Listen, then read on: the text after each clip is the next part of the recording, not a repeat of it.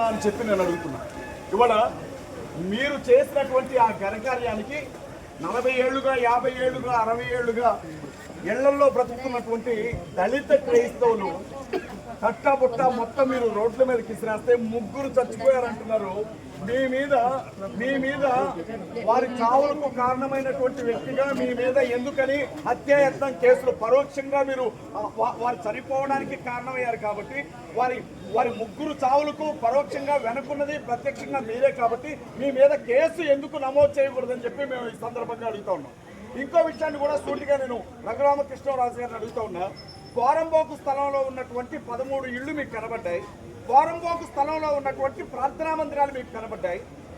పోరంబోకు స్థలంలో ఉన్నటువంటి శివాలయం మీకు కనబడలేదా అని చెప్పి నేను అడుగుతా ఉన్నా. ఈ నియోజకవర్గంలో కేవలం మీరు హిందువులకు మాత్రమే ఎమ్మెల్యేగా గెలిచారా? క్రైస్తవులు ఎవరు మీకు ఓటు వేయలేదా? ముస్లింలు ఎవరు మీకు ఓటు వేయలేదా? దళితులు ఎవరు మీకు ఓటు వేయలేదా? ఎందుకని మీకు ఓటేసిన ప్రజల మీద మీరు కక్ష పెంచుకున్నారు?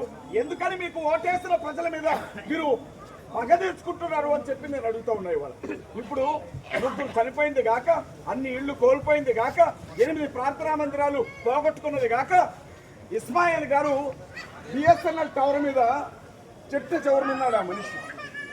పోలీసులు ఇక్కడ వారిని దింపడానికి ప్రయత్నం చేస్తూ ఉన్నారు. ఎవరైనా పైకి వస్తే నేను ఇక్కడి నుంచి కిందకు దూకుతానని చెప్పి ఆయన మాట్లాడుతున్నారు. ఇప్పుడు మీరు పోలీసులను బదనాం చేయాలనుకుంటున్నారా? పోలీస్ డిపార్ట్మెంట్ని మీరు బదనాం చేయాలనుకుంటున్నారా? వారి డ్యూటీ వారు చేస్తూ ఉన్నారు. మీరు ఇచ్చిన ఆదేశాలను దాటి వాళ్ళు ఏమీ చేయలేని పరిస్థితి. ఇప్పుడు ఇస్మాయిల్ గారికి ఏదైనా జరగరాంది జరిగితే దానికి బాధ్యత ఎవరు వహిస్తారు? ఇక్కడున్నటువంటి ఎస్ఐ గారు బాధ్యత తీసుకుంటారా?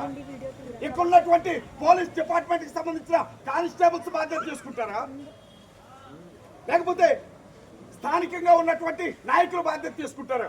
నేను చెప్తా ఉన్నా రఘురామకృష్ణరాజు గారు, ఇస్మాయిల్ గారికి ఏదైనా జరగరాంది జరిగితే మాత్రం పరిణామాలు చాలా తీవ్రంగా ఉంటాయి. రఘురామకృష్ణరాజు గారు ఇవాళ మిమ్మల్ని హెచ్చరిస్తా ఉన్నా చెప్తా ఉన్నాను నేను.